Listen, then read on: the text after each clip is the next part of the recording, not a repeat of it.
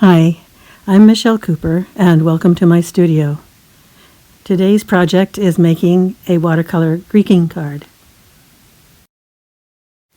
There are several options for the artist when you're making a greeting card by hand. Perhaps it's just a simple line drawing to include with a gift, or maybe a line and wash illustration, a little more complicated, or you want to make something really special, taking your time and not intending to send the card itself out, but printing off copies to send to friends and family.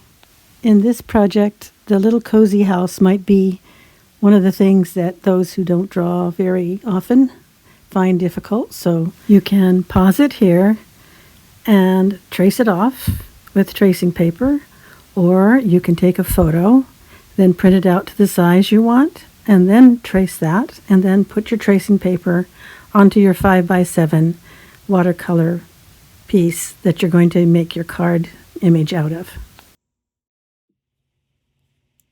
We're going to keep the color palette very simple for this particular composition, starting with French Ultramarine blue, a cool color, and Winsor & Newton burnt sienna. This is especially important, the burnt sienna that I'm using. It makes a different combination of the two colors, the warm and the cool colors here. Other burnt siennas might not necessarily give you the same exact result, but maybe you'll like that better. Okay, we're going to take some time now to pre-wet the background down to the horizon line and around the group of houses here, cutting around with our flat 1-inch watercolor wash brush. Remember, the water carries the paint. The paint goes where the water goes. So if the paper is dry, the paint won't go over that. And we don't want to cover up these houses quite yet. So I'm making sure that I get this whole background evenly dampened and wet, ready for the first wash. Now we have to mix some colors to use.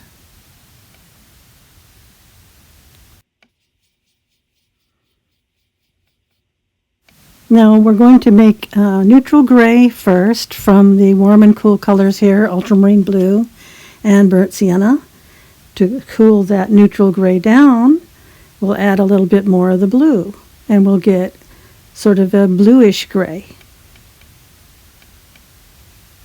like this. And if we want to warm it up, we'll take that neutral color and we'll add more burnt sienna and make a warmer gray. A little more of that because it had blue in it. There you go. See? We have a rich neutral gray, a cool gray, and a warm gray. It's surprising how these subtle colors can really look rich in combination. Okay, take your time when you're mixing your neutral gray because you'll base everything else off of that.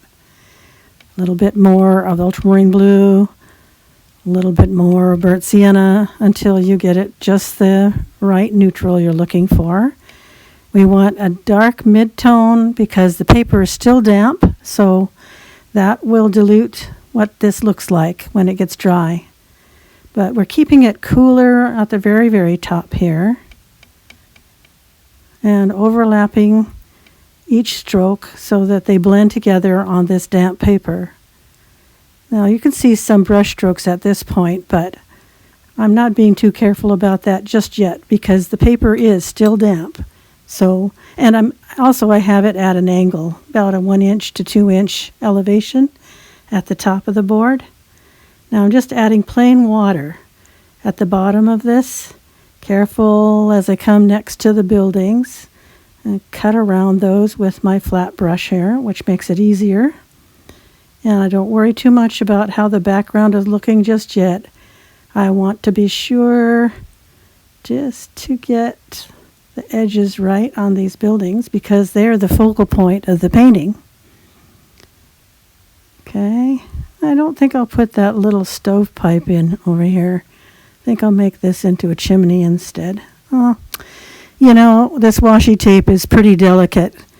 and so I have to keep pressing it down. I think I'll use some other tape on the next one.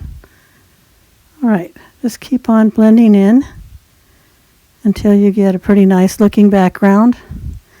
This is going to be snowy background, remember, so we need it to be dark enough so that the salt wash can show up.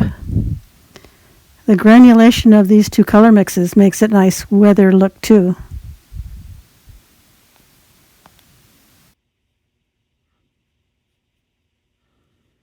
Okay, let's let that settle just a little bit. And then we're going to use our table salt. Sprinkle that on, not too generously. And if it's going to work, you'll see it turn dark right away as the little crystals start absorbing the watercolor underneath. Oh, I see a little spot I missed over here on the side of the house. So carefully, I don't want to create a bloom, so just carefully put that. That's okay though, it's going to be darker behind here anyway. Just right there.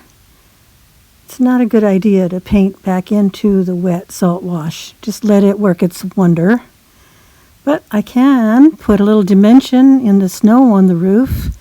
That's a three-dimensional pillow of snow right on top of the roof there. So I'll add a little bit of my coolish gray for that. I want a warm gray eventually on the side of the building that's in shadow.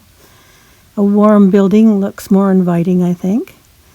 And soften a few edges here where the heat comes through the roof a little bit. Yeah. A little more of this in the cool color now. I want this building behind here to be a little bit cooler, a little bit more neutral, so that it looks like it's a little bit farther behind there. That's just right. That's just right. Okay, see how that's happening already? Do you see the salt wash? Look at that. Isn't that cool? Looks just like snowflakes, doesn't it? The salt action will continue as long as the paper is wet. So when you see the effect you like, then you stop it by using a hairdryer. And once it's totally dry, brush all the granules of salt off of there. You don't want that mixing in with the new paint that you have on your watercolor brush. I'm using the rule of thirds to compose this image, and here's the focal point. I feel like one of these four places could be the alternate, and I think maybe I could balance it on this part of the composition. What will I put here? I could put a figure, I could put an old tree. Let's keep it simple for this class though, and let's just put in an evergreen tree and give it the salt treatment. So I'm just using my silver black velvet number 6 travel brush.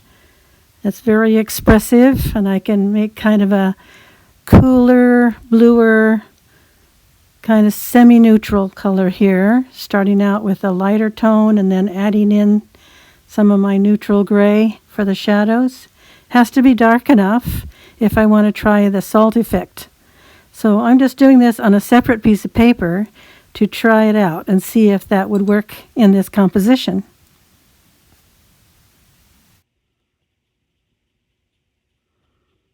Okay, so this proportion is pretty good. It's a medium-sized tree. If I want to see how it might look if it was a bit bigger, I just pull the paper closer to my eye and it makes it look taller. So maybe on the painting itself I'll do it a little bit taller. That'll be fine.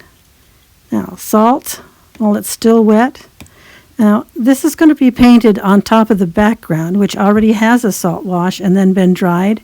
So the effect isn't going to be quite as dramatic as the effect is on the original initial wash.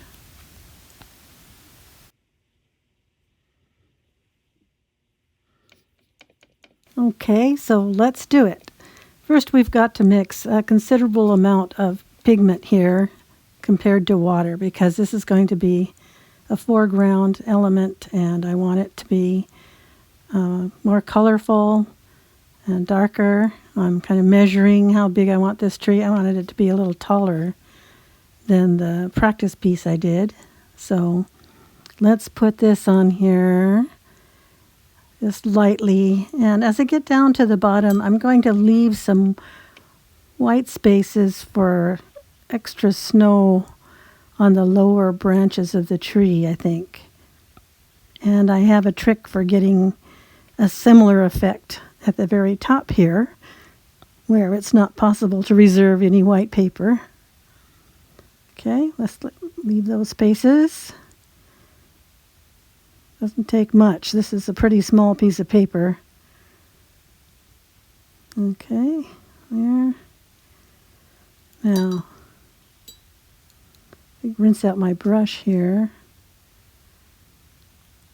and soften in some lighter areas. I don't usually like to blot, but I want to keep some lighter areas in the top there too. Okay, there, let it blend in. We'll work on that in a little bit. Next, you get this softening melted snow here at the base of the tree. There we are, nice little shadow underneath there and integrated into the snowbank. Yeah, I like the way that looks. Now let's add a few little dark accents on the edges. And I need to add some salt.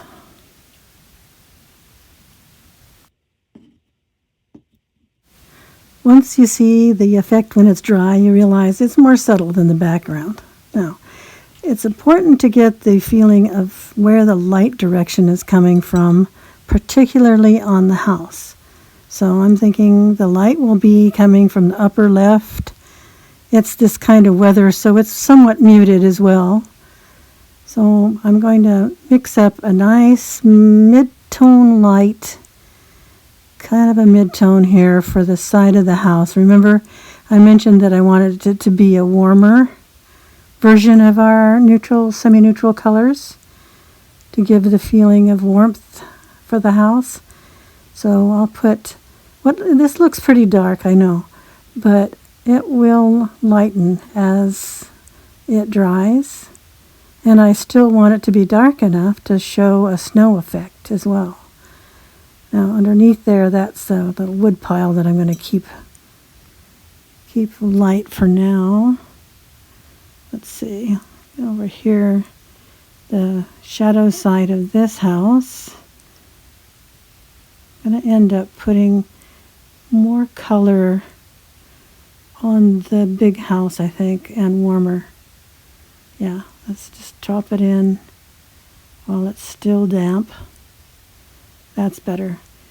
It has to be dark enough to show the little snowflakes. I'm not going to put the salt wash on this part though.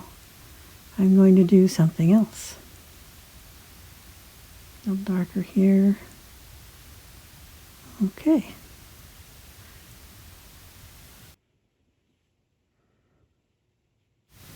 I want to take some of that same color, add a little bit of water, and run it underneath the eaves here for the cast shadow on the wall of the house. There we go. And then a little bit over here on this one as well. Yeah. Now we're getting into what people call the details. And this is what makes this a little bit more time-consuming than you would normally spend on a series of more informal watercolor greeting cards. You could use a watercolor pencil if you feel like you don't have as much brush control on the smaller shapes. But remember, this is supposed to be an impressionistic, loose watercolor here, and if you start making the details too precise, they will be out of context with the rest of the painting.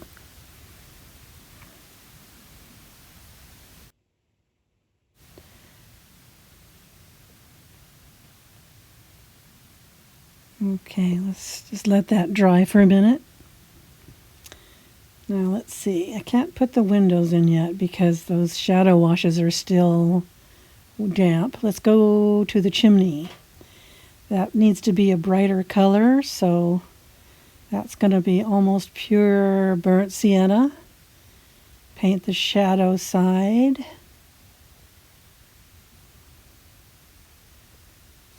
This brush has a really good tip, so I'm not worried about getting anything smaller. I have to remember that paint is still damp there, so we'll get the light side carefully. Okay.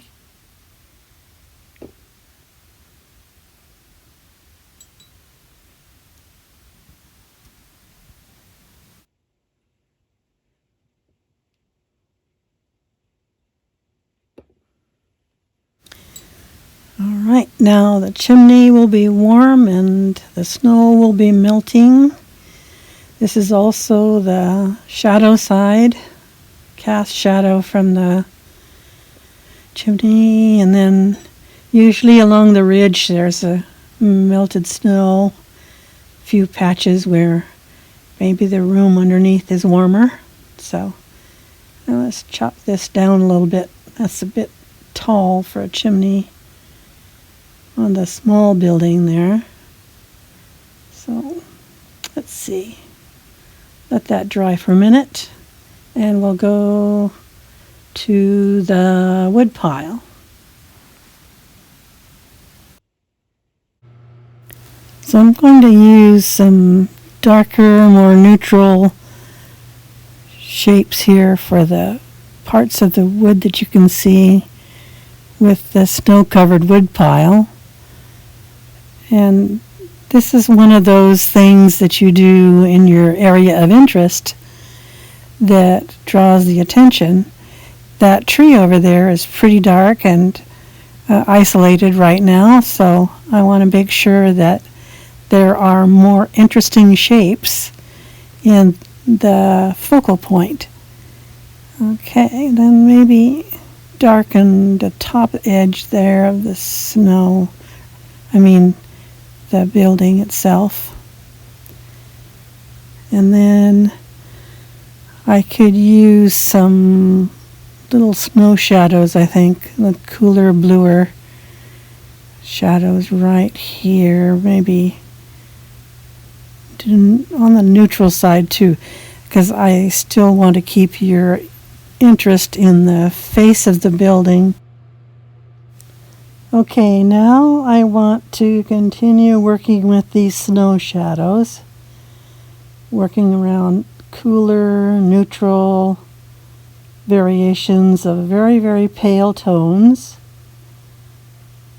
This helps to give a connection between the shapes of the buildings and the ground underneath them. Implies some action by the people that walk around there. I'm going to fix this edge here, just make that straight. Okay, now I'm going to add a tiny little bit of this burnt sienna here, just to create harmony with the chimney and other spots that have some burnt sienna there.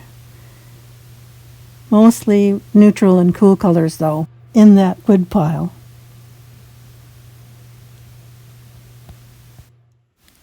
Okay, testing. Yeah, that's dry enough. I'm going to add another layer of color here to intensify the shadow side of the chimney. See, this tiny 5x7 greeting card is sort of a relaxing thing to do because I know I'm not going to try to paint a dozen of them. This would be too time intensive for a greeting card. It could be a framed painting, a small framed painting as a gift for someone.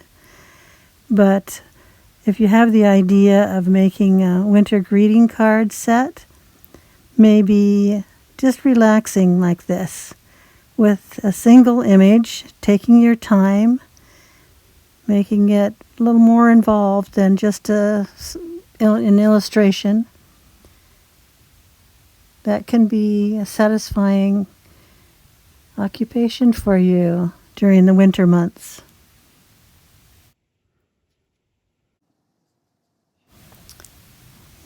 Okay, all of this is pretty wet here now.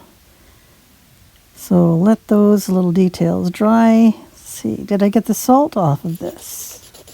Not yet. Okay, let's get the salt off the tree here.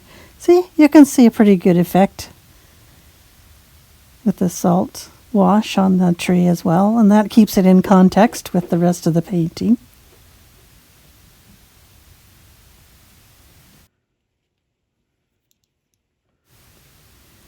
Okay, so I think one of the things that makes the shadows look translucent is putting some kind of a detail there with it. So like on the side of the building there and underneath these windowsills. And it's not, rendered too much. It's just really gives the feeling of the quality of light that you're with. That made a big difference on that small house chimney too, I think. So I'm going to speed this up just a little bit until we get to another important step. And that step is a further plane in the background.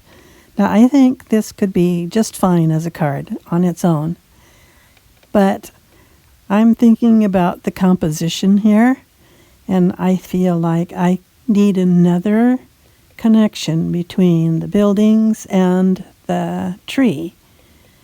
So I'm going to put a forest back there. This gives me the opportunity to make an accent right here at the left-hand side of the building, and then create a long horizontal between the building and the left-hand side of the painting. And I want to make as much variety as I can in the height and the width of the tops of these trees. Add a little water also in a minute to the bottom like this. Add a little water here to create some mist or some atmosphere. I don't want that to be a big solid dark. And drag this across all the way and make a better composition. Also, I have something in mind for the right-hand side of these buildings.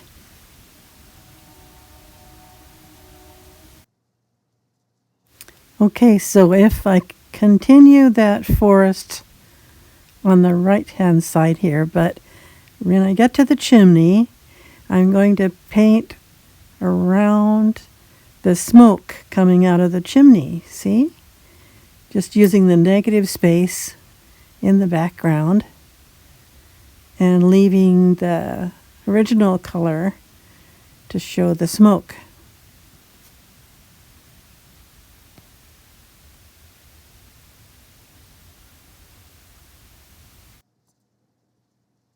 Okay, so let's see. I think that shouldn't be plain white paper in the background there. Tone that a little bit. A few shadows in the foreground here, but not too much. I think I'm going to spatter a little bit. Cover it with a paper towel. Use just a little bit of this blue-gray color here, just a little spatter, not too much. I need room to put the sentiment in the front of my card here. Now here on the front of this tree, the dark part of the building, then this background, I'm going to show some snow by adding some titanium white gouache spatter. See, that helps bring it in context with the rest of the background. Now adding a sentiment right about there. I have to think about where I'm going to sign this, so I'll sign it up higher here. and take off the tape. And there we are.